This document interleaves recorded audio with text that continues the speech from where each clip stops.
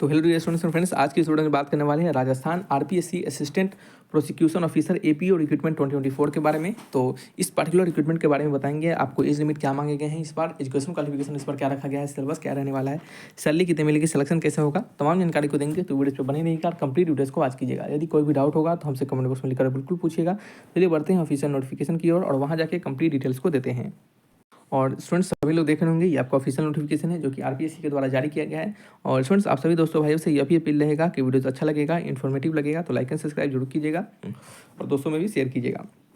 Students बात करते हैं यहाँ पे इस पर्टिकुलर फॉर्म के बारे में। आपका जो फॉर्म है वो कैटेगरी वाइज वैकेंसी को यहाँ पे चेक करना चाहेंगे। टोटल आपका 174 पोस्ट पे वैकेंसी को निकाला गया है, जिसमें कि कैटेगरी वाइज वैकेंसी आप यहाँ से चेक कर सकते हैं।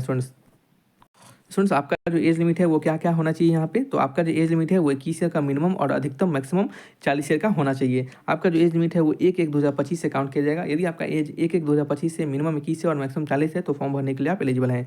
स्टूडेंट्स बात करते हैं एज रिलैक्सेशन के बारे में। तो जो गवर्नमेंट के रूल्स के अनुसार एज रिलैक्सेशन मिलते हैं वो यहाँ पे भी दिए जाएंगे। जैसे कि आपके ओबीसी कैंडिडेट को 5 ईयर का एज रिलैक्सेशन मिलता है, आपका वोमेन में जनरल कैटेगरी वाले कैंडिडेट को 5 ईयर का मिलता है, ST/SC कैंडिडेट वाले को आपका 10 ईयर का मिलता है। इस प्रकार से आपका एज लिमिट आपका यहाँ पे मिलता है, जो कि आप यहाँ पे चेक कर सकते हैं। स्टूडेंट्स आगे बढ़ते हैं और इसके बारे में अलग जानकारी और भी जानकारी को देने का प्रयास करते हैं। जैसे कि आपका यहाँ पे जो शैक्षणिक योग्यता है, जैसे कि हम एजुकेशन क्वालिफिकेशन कहते हैं, वो क्या रखा गया है। आपको सिंपल डिग्री इन लॉ, यानी लॉ में आपका डिग्री होना चाहिए और integrated law course from university establish by India. ठीक है, तो एज ए लॉ का डिग्री आपके पास होना चाहिए और साथ ही साथ हिंदी का नॉलेज होना चाहिए और देवनागरी लिपि का नॉलेज होना चाहिए और राजस्थानी कल्चर का भी नॉलेज होना चाहिए, क्योंकि ये राजस्थान से रिलेटेड आपका फॉर्म है। स्टूडेंट्स इसकी शैक्षणिक योग्यता आपको समझ में आ चुका होगा। स्टूडेंट्स बात करते हैं ये फॉर्म भरने का जो डेट है वो 14/3/2024 से लेकर आपका फॉर्म जो है वो 12/4/2024 तक इस फॉर्म को भरा जाएगा। तो इस डेट के बीच में अपने फॉर्म को भर लेना है।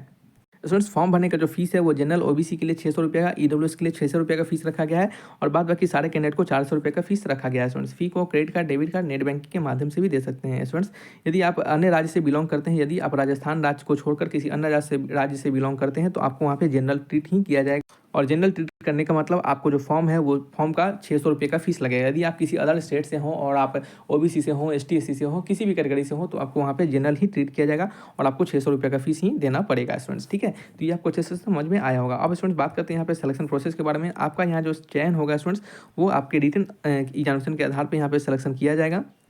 स्टूडेंट्स आपका रिटन एग्जामिनेशन के आधार पर सिलेक्शन होगा। तो इस रिटन एग्जामिनेशन में आपके क्या क्या प्रश्न पूछे जाएंगे, तो फ्रेंड्स यहाँ पे आपके रिटन एग्जामिनेशन के आधार पे आपका सिलेक्शन होगा। देखिएगा यहाँ पे रिटन एग्जामिनेशन में लिखा गया है पहला में कि एग्जामिनेशन स्कीम जो होगा रिटन एग्जामिनेशन का, इसके सिलेक्शन के लिए असिस्टेंट प्रोसिक्यूशन ऑफिसर के लिए आपका ऑब्जेक्टिव टाइप का प्री एग्जामिनेशन होगा और देन फिर आपका रिटन मेंस एग्जामिनेशन लिया जाएगा। स्टूडेंट्स इसमें कि स्टूडेंट्स आपका जो एग्जामिनेशन मेंस एग्जामिनेशन का जो पैटर्न रहने वाला है वो क्या रहने वाला है, देख लीजिएगा। यहाँ पे लॉ से रिलेटेड 300 मार्क्स के प्रश्न पूछे जाएंगे 3 घंटे का और लैंग्वेज का पेपर होगा 50-50 मार्क्स का, हिंदी और इंग्लिश का दोनों का 2 घंटे का। ठीक है, फिर यहाँ पे बात करते हैं यहाँ पे आपके सिलेबस क्या रहने वाले हैं। तो पेपर 1 में लॉ जो होगा उसका सिलेबस यहाँ पे सब्जेक्ट, इन सभी सब्जेक्ट से रिलेटेड प्रश्न पूछे जाएंगे और जो पेपर 2 में लैंग्वेज रहेगा वो जनरल हिंदी और जनरल इंग्लिश रिलेटेड प्रश्न यहाँ पे होंगे। ठीक है स्टूडेंट्स, तो ये आपको अच्छे से समझ में आया होगा आपका सिलेक्शन प्रोसेस। और इसके अंदर यदि आपको कोई भी डाउट होगा तो हमसे कमेंट बॉक्स लिखकर बिल्कुल पूछिएगा। स्टूडेंट्स अब बात करते हैं यहाँ पे सैलरी स्ट्रक्चर के बारे में। आपको यहाँ पे सैलरी जो होगा वो कितनी मिलेगी, तो स्टूडेंट्स यहाँ पे सैलरी जो है वो बहुत ही बेहतरीन सैलरी है, जो कि यहाँ पे देख सकते हैं। ये आपका लेवल 11 का सैलरी जो कि 4200 ग्रेड पे का सैलरी रहने वाला है। ये 4200 आपका ग्रेड पे का सैलरी रहेगा और इसमें आपको अदर अलाउंसेस भी दिए जाएंगे। ठीक है स्टूडेंट्स, स्टार्टिंग का सैलरी जो आपका इन हैंड सैलरी रहेगा वो लगभग आपका 60K से 70K आपके प्लस के बीच में ही आपका यहाँ पे सैलरी रहने वाला है। ठीक है स्टूडेंट्स, तो ये सभी तमाम जानकारी आपको यहाँ पे समझ में आया होगा। यदि कोई डाउट होगा तो हमसे कमेंट बॉक्स लिखकर बिल्कुल पूछिएगा। तो रखते हैं इस वीडियो को, मिलेंगे नेक्स्ट वीडियो में, तब तक के लिए बाय बाय।